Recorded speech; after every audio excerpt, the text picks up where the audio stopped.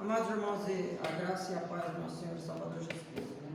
Vamos abrir as nossas Bíblias no livro de Ezequiel, que foi pedido para falar desse texto, né? Ezequiel 38. Se der tempo, nós vamos falar também do 39, né? Mas vamos fazer a leitura, um texto longo, mas para a nossa edificação espiritual, né? Ezequiel 38. Vamos ler alguns versículos depois. Ezequiel 38. Ezequiel 38. Vamos ler alguns versículos. Deixa os irmãos as Bíblias abertas que nós vamos dar continuidade à leitura, né? Diz assim: Veio a mim a palavra do Senhor dizendo: Filho do homem, volve o rosto contra Gog, da terra de Magog, príncipe de Roz, de Meuseque Tubal. Profetiza contra ele e diz: Assim diz o Senhor Deus: Eis que eu sou contra ti, ó Gog, príncipe de Roz, de Meseque e Tubal. Far-te-ei que te volvas, porei anzóis no teu queixo, e te levarei a ti e todo o teu exército, cavalos e cavaleiros, todos os vestidos de armamentos completo, grande multidão com pavês e escudo, empunhando todos a espada, persas, etíopes, Pute com eles, e todos com escudo e capacete, Gomer e todas as suas tropas, a casa de Togarma ao lado norte, e todas as suas tropas, muitos povos contigo. Prepara-te sim, dispõe-te, toda a multidão e todo o teu povo se reuniu, a ti serve de guarda. Amém, irmãos? Até o versículo 7, depois a gente dá continuidade. Amados irmãos e irmãs, o que nós vemos aqui nesse capítulo 38 a profecia ali, né, da batalha que haverá de ocorrer. Temos que entender o seguinte: quem é Gog, quem é Magog? Magog é uma terra, né? É a terra de Magog, que fica lá no norte do Mar Negro, onde é a Ucrânia, a Rússia, aquele lugar que estão brigando lá, certo? O povo ali é o povo de Magog. Quem era Magog na Bíblia? Gênesis 10, 2 vai falar que ele era filho de Jafé, que era filho de quem? De Noé. Ele era neto de Noé. Então Jafé teve vários filhos, assim como Sem e Cão, né? E cada um vai ser distribuído numa terra. E Jafé, ele vai para aquela região, os descendentes de Jafé vão ocupar aquela região, ocupando várias regiões do mundo que nós vivemos, né? Porque o mundo foi destruído e vai ser restaurado com a família de Noé. E nós podemos ver que ali naquela terra estão os descendentes de Magog, neto de Noé, por isso essa terra. Mas aí você vai falar assim: o Gog era um príncipe, então Magog era uma terra, certo? Que é a terra do povo. Que povo que é esse? Os descendentes de Magog, certo? E quem era Gog? O príncipe, o comandante dessa terra. E nós podemos observar que essa profecia de Ezequiel, você tem que entender o seguinte: Ezequiel viveu num tempo difícil. Ezequiel viveu no tempo do exílio na Babilônia, quando os exércitos de Nabucodonosor invadiram ali a cidade de Jerusalém e a tomaram, não é? E depois nós vamos ver várias profecias que Deus haveria de restaurar a terra, e aqui nós podemos ver que ele vai falar dessa guerra, né, ocorrida ali pelo povo de Magog, liderado por Gog, né? Outro texto referente, nós temos que entender também ali, onde se fala novamente sobre essa batalha que haverá de ocorrer, que é no final dos tempos, não é? Que batalha será essa no final dos tempos? Apocalipse capítulo 20, a partir do versículo 7 até o versículo 10, o que diz? Diz que é o seguinte: antes do juízo final, antes de Deus estabelecer o seu juízo final e levar os seus para a glória eterna, mas também julgar os ímpios e levá-los à condenação, às penas eternas, juntamente com Satanás, a besta e o falso profeta, não é? E os seus anjos, logicamente. e lançá-los no lago de fogo e enxofre, o que vai acontecer? Vai acontecer uma grande batalha no mundo. A Bíblia fala da batalha do Armagedon, não é? Então, o que vai acontecer nessa batalha? Estimulado por Satanás, né? Liderados por esse Gog aí, né? Que seria o próprio anticristo, né? Nós podemos ver que ele vai reunir todos os que não fazem parte do povo de Deus, para quê? Para pelejar, lutar contra o povo de Deus, para destruir o povo de Deus, não é? É o que a palavra de Deus diz, que antes do juízo final vai ter essa última batalha de Satanás, antes da sua destruição final, porque ele sabe que o seu destino está selado, ele sabe que ele vai para o lago de fogo e enxofre, porque a palavra de Deus garante isso aí, e ele sabe, ele conhece, ele sabe que Deus não pode mentir. Satanás conhece Deus, Satanás conhece a palavra de Deus, e aí o que ele vai falar? Ele vai reunir todo o seu exército, todas as pessoas, todos os ímpios, para pelejar contra quem? O povo de Deus. Só que naquele momento que o povo de Deus estiver sofrendo, não é? Jesus voltará, e nós podemos ver que antes vai haver o que? Uma destruição. Deus vai derramar fogo do céu e vai destruir todos os ímpios, e Satanás será, enfim, e definitivamente derrotado no lago de fogo e enxofre. Esse texto profetiza isso. Se você for observar, a terra de Magog, o príncipe é Gog, mas o que diz? Vai reunir vários povos aqui, que eles vão se reunir em um exército da Pérsia, da Etiópia, e do norte, e vão lutar vai haver uma grande guerra, que vão pelejar contra o povo de Deus. Ele descreve aqui. Então aqui é uma profecia, que vai haver essa guerra, e vai haver essa destruição. Você vai falar assim, mas pastor, que aplicação prática nós podemos tirar da nossa vida dessa grande batalha? Eu não vou aqui entrar em muitos detalhes sobre essa batalha, quando ela virá, mas o fato é o seguinte, que nós sabemos que Deus sempre prevalece contra Satanás, mas Satanás, ele sempre é sujo, assim como Ezequiel descreve essa batalha. Vai haver no final dos tempos uma grande batalha, mas nós temos também a nossa batalha do dia a dia, que é a nossa guerra espiritual. Guerra não é contra o sangue, não é contra a carne, mas contra os principados e potestades do ar, é contra os dominadores desse mundo tenebroso, porque a Bíblia fala que não vai ser fácil para nós, mas vai valer a pena, não é? Satanás, ele peleja, assim como nos últimos dias, de acordo com a profecia, aqui no livro de Apocalipse, vai haver, mas Deus vai prevalecer. É nisso que nós temos que confiar, não é? E por isso que ele vai falar que o povo de Deus tem que estar sempre preparado, né? Ele vai falar assim, prepara-te sim, dispõe-te tu e toda a multidão do teu povo que se reuniu a ti, serve de guarda. Depois ele vai falar, depois de muitos dias será visitado no fim dos anos, virás a terra e que se recuperou da espada, ao povo que congregou dentre muitos povos sobre os montes de Israel, que sempre estarão desolados. Esse povo foi tirado de entre os povos e todos eles habitarão seguramente. Então subirás e virás como tempestade, far-lhe-ás como nuvens que sobre a terra, e todas as suas tropas e muitos povos contigo.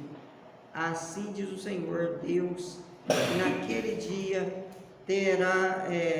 terás imaginações no teu coração e conceberás muito desígnio, e dirás, subirei contra a terra das aldeias dos muros, virei contra os que estão em repouso, que vivem seguros, que habitam todos sem muros e não têm ferrolhos nem portas, e isso a fim de tomares o despojo, arrebatares a presa, levantarás a mão contra as terras desertas que acham habitadas, e contra o povo que se congregou entre as nações, a qual tem gado e bens e habita no meio da terra. Sabá e Dedã e os mercadores de Tarsis e todos os seus governadores, repasses te dirão: vens tu tomar o despojo, e ajuntaste o teu bando para arrebatar a presa, para levar para prata e ouro, e tomar o gado e as possessões, para saquear os grandes despojos. Então, o que ele está dizendo nesses versículos aqui, do versículo 7 até o versículo 13? Que haverá essa batalha, não é? Então, nós temos que fazer também uma comparação nos últimos dias, no dia do juízo final, com também o povo de Israel, que viveu 70 anos no exílio nos dias de Ezequiel e dias posteriores. O povo ficou 70 anos no exílio na Babilônia, do ano 586 até o ano 520. Mas o povo babilônico, que já era não mais Nabucodonosor, mas Belsazar, que reinava na Babilônia, Belsazar foi derrotado pelo Império Medo-Persa, e o rei Ciro fez o povo voltar do cativeiro, e a nação foi restaurada. A nação foi restaurada, não é? As muralhas foram reconstruídas, o templo, que era o santuário, foi reconstruído, a cidade foi reconstruída e o povo voltou para a sua terra. Aí você vai falar assim: mas pastor, o que isso tem a ver com os últimos dias? O profeta Ezequiel, ele, ao ser iluminado e inspirado por Deus, ele vai falar também dessa profecia da volta do povo do cativeiro, mas nós podemos ver já no livro de Apocalipse que também a história vai se repetir. Você vai falar: em que sentido, pastor? Da mesma forma que o povo de Israel sofreu 70 anos e depois voltou para a terra, Deus restaurou a nação, o povo teve a sua sorte restaurada, não é? Também, o que vai acontecer nos últimos dias? Vai aparecer o império do anticristo. Você vai pegar lá em Apocalipse 13, né? O império do anticristo, regido por quem? Pelo dragão, que é o diabo, que vai usar o que? O anticristo, que é a primeira besta, que vai governar toda a terra, que vai ser o que? Vai dominar. E quem vai convencer o povo? O falso profeta, segunda besta, né? E ninguém vai comprar, ninguém vai vender, o povo vai sofrer uma grande tribulação. Antes da volta de Jesus não vai ter essa grande tribulação, mas o que vai acontecer? Vai haver uma luta, vai haver uma batalha, porque o povo de Deus vai ser oprimido e o povo de Deus vai ter que pelejar contra os inimigos. Mas quando o povo de Deus estiver sofrendo, Jesus voltará e o mundo será o que? Aniquilado. Satanás será destruído. Aplicando também para os nossos dias, assim como nos dias do exílio na Babilônia, nos dias do profeta Ezequiel, assim como também nos últimos dias narrado por João no livro de Apocalipse, o povo vai sofrer, o povo de Deus vai sofrer uma opressão, um governo opressor, assim como Nabucodonosor oprimiu Israel, levando o povo para o exílio, levando o povo ao sofrimento. Assim também a besta, né? O falso profeta vai oprimir o povo de Deus, vai haver grande tribulação, ninguém vai comprar, ninguém vai vender, vai ter aqueles anos todos de tribulação. A Bíblia fala de 7 anos, né? Então, quem acredita no milênio, 1000 anos, né? Não vamos entrar muito nesses pormenores, porque cada um, essa é uma questão de interpretação. Mas o mais importante, independentemente de interpretarmos assim o assado, é que Deus sempre vai fazer o seu povo prevalecer. E assim como ele vai falar, no versículo 7, que a gente tem que estar preparado, ele vai falar assim: prepara. Aqui que diz em Amós 4:12, prepara-te, ó Israel, para encontrares com teu Deus. Lá no livro de Apocalipse vai falar assim: aqui está a perseverança e a fidelidade dos santos. Deus vai falar sempre, a igreja de Esmirna também no livro de Apocalipse: fiel até a morte, dar-te-ei a coroa da vida. Então o povo de Deus tem que ser fiel, tem que esperar, independentemente da batalha que tem que travar. Todo dia nós travamos uma batalha, não é verdade? Batalha do dia a dia. A gente reclama do governo, reclama disso, reclama daquilo. Às vezes tem vontade de desanimar. Nunca. Por quê? Porque Deus nunca falou que ia ser fácil. Algum dia Deus diz na Bíblia que o caminho ia ser largo? Não, o caminho ia ser apertado. Poucos são aqueles que se acertam com ele. Não é? Então, Deus não mente. Deus sempre fala da batalha. O povo de Deus sempre vai sofrer. Você vê o povo de Israel hoje, tanto que o povo está sofrendo lá, tantas batalhas, quanto que o povo sofreu no passado. Por quê? O povo ser fiel. O povo é provado. Mas quando nós somos provados, nós temos duas alternativas: ou somos aprovados ou reprovados. Se cedermos ao inimigo, se aceitarmos aí o mal, vamos ser reprovados. Se formos fiéis, vamos receber a coroa da vida. Aí ele vai falar, continua falando que Gog invadirá Israel. Portanto, ó filho do homem, profetiza e diz a Gog: assim diz o Senhor, acaso naquele dia, quando o meu povo de Israel habitar seguro, hão de saber, não saberás tu? Virás, pois, do teu lugar, dos lados do norte, tu e todos os povos contigo, montados e todos a cavalo, grande multidão e poderosos exércitos, subirás contra o meu povo de Israel como nuvem para cobrir a terra. Nos últimos dias hei de trazer-te contra a minha terra, para que as nações te conheçam a mim, quando tiver vindicado a rainha, a minha santidade em ti, ó Gog, perante elas. Assim diz o Senhor Deus: não és aquele quem eu disse nos dias antigos, por intermédio dos meus servos, os profetas de Israel, os quais então profetizarão durante os anos que faria vir contra eles? Naquele dia, quando vier Gog contra a terra de Israel, diz o Senhor Deus, a minha indignação será muito grande, pois no meu zelo, no brasume de meu furor, disse que naquele dia serás fortemente sacudida a terra de Israel, de tal sorte que os peixes do mar, as aves do céu, os animais do campo e todos os répteis que se arrastam sobre a terra, e todos os homens que estarão sobre a face da terra tremerão diante da minha presença, serão deitados abaixo, e os precipitados se desfarão, e todos os muros desabarão por terra. Chamarei contra Gog a espada em todos os meus montes, diz o Senhor Deus. A espada de cada um se voltará contra o seu próximo.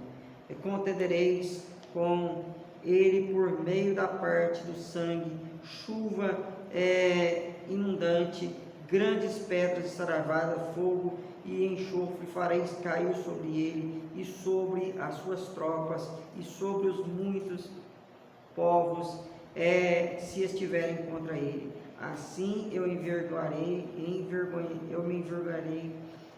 vindicarei a minha santidade e assim eu me engrandecerei, vindicarei a minha santidade e me chamarei, darei a conhecer os povos aos olhos de muitas nações, e saberão que eu sou o Senhor. O que diz aqui? Você pegar Apocalipse 20, você vai ver a mesma coisa.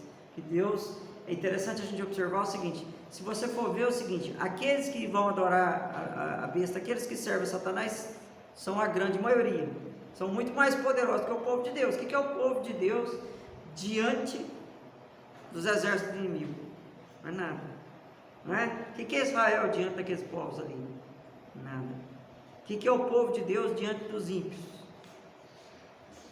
Não é nada. Né? Então a minoria que não vai se dobrar diante do anticristo, não vai se render a Satanás. É o povo fiel, o povo de Deus. E eles vão achar que eles são muitos, porque vai reunir o quê? O que diz aqui? Uma nuvem. Lembra quando os midianitas foram enfrentar Gideão? Eram 300 os exércitos de Gideão. Os midianitas eram como? Gafanhotos. 135 mil contra 300. Agora pensa, um punhadinho aqui, 300. 135 mil.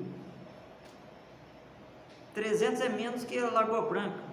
É menos que o bairro do Paiva aquilo. 130 mil é a população inteira de Mogi Guaçu. Mas lembra do Davi e o gigante. Você entendeu? Que era lá, Gideão. E é interessante falar da batalha de Megido ali naquela região. Então nós podemos observar que o povo de Deus é minoria. Mas quando acontecer essa batalha, a última batalha, É Deus que vai fazer isso. os exércitos de Satanás vão pensar que vão prevalecer. O Gog, né, o anticristo, vai achar que vai vencer o povo de Deus. Mas Deus vai mandar o quê? Fogo. Aqui fala, aqui é mais completo, saraivadas e outras coisas mais. Aí eu não sei como é que Deus vai destruir, né? Fala de vai mandar fogo e vai destruir tudo ali. Não é todo mundo será destruído, vai haver essa guerra. É a guerra final, não é? É o que é mais interessante. Mas o povo que for fiel vai prevalecer. E é interessante a gente observar que o povo de Deus é sempre provado, que ele vai falar assim, ó, eu vou provar vocês para que todas as nações saibam que eu sou o Senhor, eu vou reivindicar a minha santidade, a minha grandiosidade, mostrar o meu poder. Às vezes o povo de Deus tem que enfrentar a batalha, assim como aconteceu nos dias de Ezequiel, assim como também vai acontecer nos últimos dias, assim como aconteceu várias vezes, e assim como acontece ainda hoje, que a gente está vendo. O povo de Deus é sempre oprimido, sempre, né? Às vezes a gente fica lá, mas e por que está acontecendo isso? Por que eu tenho que passar? Deus permite. Para quê? Para a gente ser fiel, para a gente ser provado, assim como o povo de Deus. O povo de Deus passou ali para aprender a ser fiel. E nos últimos dias vai haver essa prova mesmo, a prova de fogo. Ninguém vai comprar, ninguém vai vender. O negócio vai ficar feio. Mas se o povo for fiel, o povo vai prevalecer. Se ficar do lado do exército de Deus. Porque muita gente vai debandar, vai falar assim, eu vou ficar para outro exército, vou ficar para outro time, né? Porque o Gideão aqui é pequenininho. O povo de Deus é pouco, fraco. Os outros do Satanás são mais fortes. E muita gente hoje em dia no mundo é assim, né? Servir a Deus é muito difícil, você tem que cumprir o mandamento. O mundo é facinho, você pode ir lá fazer o que você quiser, que dá na telha, que bem entender. Muita gente está lá sei lá, chazinho, não sei na onde, pouca gente está servindo a Deus, não é? O povo não pensa assim? Pensa, mas aí que entra o seguinte, e você? Que é aí que a gente vai ver, quando Jesus Cristo estava fazendo milagres, quando Jesus Cristo estava fazendo muita coisa, a multidão estava seguindo ele. Aí quando ele começou a ser duro no discurso, o que as pessoas falavam? Duro o discurso de ouvir, e já não andavam com ele, não é? Pensaram, vamos largar. Aí Jesus Cristo chegou para os apóstolos e falou, vocês vão me abandonar também? Pedro se levanta e fala assim, Senhor, para quem iremos? É tu que tens as palavras de vida eterna e temos crido que tu és o Santo de Deus. A única coisa que faz com que a gente persevere, a única coisa que faz com que o cristão verdadeiro seja fiel até a morte é a sua esperança em Cristo, é a sua fé, é a sua confiança, né? Como diz lá no livro de Apocalipse 13, quando fala da besta, perseverança e a fidelidade do santo, duas coisas, perseverança e fidelidade. É isso que nos faz perseverar. Porque às vezes fala assim, a gente tem que fazer um evento grande na igreja e tal, não sei o que, chamar um cantor, fazer um barulho, fazer não sei o que e tal. Isso não adianta nada. O que acontece é o seguinte, o que faz você ficar na igreja não é comida, não é bebida, não é festa, isso aí é do mundo, isso aí é churrasco, modão, sexo, Essas coisas é o Satanás que oferece. De graça, né? De graça. Graça, né? Mas depois o preço é caro, né? Certo? Agora, o que faz o crente ficar na igreja, ficar no caminho do Senhor, não é nada disso. Certo? Amor de Deus. É a fidelidade, é o compromisso que ele tem com Deus, e a fé, a certeza da vida eterna. Isso aí é uma grande realidade. Isso eu falei, acho que ontem ou anteontem, com o irmão da igreja. Assim, ó, não adianta você fazer aquele negócio, esse show, não sei o quê, isso aí é fútil. A pessoa vai por interesse. Quando a coisa aperta, quando vem a aprovação, quando vem a dificuldade, quem que fica? O povo de Deus. E naqueles dias é por isso que Deus vai falar assim: vocês estão me servindo porque vocês gostam de festa, vocês gostam de água transformada em vinho, vocês gostam de ver eu andar sobre o mar, vocês gostam de ver o paralítico andar, vocês gostam de ver, né, coisa boa, pão e peixe multiplicando e tal, barriga cheia. Quero ver se vocês vão ser capazes de negar a si mesmo, tomar a cruz e me seguir. Quero ver se vocês são fiéis. E naqueles dias vai ser assim. Por isso você tem que estar preparado. Por isso você não tem que ir na igreja por causa de coisa material, por causa mas você tem que estar por ser fiel. Independentemente de quem é o pastor, de se tem muita gente, se tem pouca, certo? Se o pastor grita ou não, se a oração é forte ou não, se o louvor é bonito ou não. Você tem que estar por causa de Cristo, não é por causa do homem não é? Deus não é palhaço e a igreja não é circo não, para fazer também teatrinho. Isso aí quem gosta é o mundo. Então, por isso é essa a conclusão final desse texto. Esse texto é um texto polêmico, é um texto, mas é muito importante para a nossa edificação espiritual, que você seja fiel, né? Essa é a razão para que você está aqui, certo? Seja fiel até a morte, e aí você vai ter o que? A recompensa, como ele diz aqui, ó, no mesmo livro, aí você vai habitar seguro, não vai ter muro, não vai ter quem te espante, você vai ter paz, você vai ter a vida eterna. E o que a Bíblia fala depois do Apocalipse 20, quando vai falar dessa guerra, da destruição de Satanás? Você vai ver Apocalipse 20 e 21, eis que viu o novo céu e a nova terra, o primeiro céu e a primeira terra passaram, tudo se fez novo, não é? Você vai ver o quanto que é maravilhoso, então, né? O que você escolhe? Está na batalha, que lado da batalha você está? Na batalha, você está no exército de Satanás, que vai para o lago de fogo e enxofre, apesar de ser muito mais numeroso, muito mais forte, você está no exército de Deus, o povo de Deus que serve a Deus para ter a vida eterna e para ter a vitória final. Não é o que diz o hino, avante, avante ao Cristo, por Cristo pelejai. Depois de combate horrendo, virá a paz final. Nós temos que travar o combate horrendo? Temos, mas certamente se vencermos o combate horrendo, perseverarmos, vamos ter a paz final, que é a vida eterna. Amém? Amém.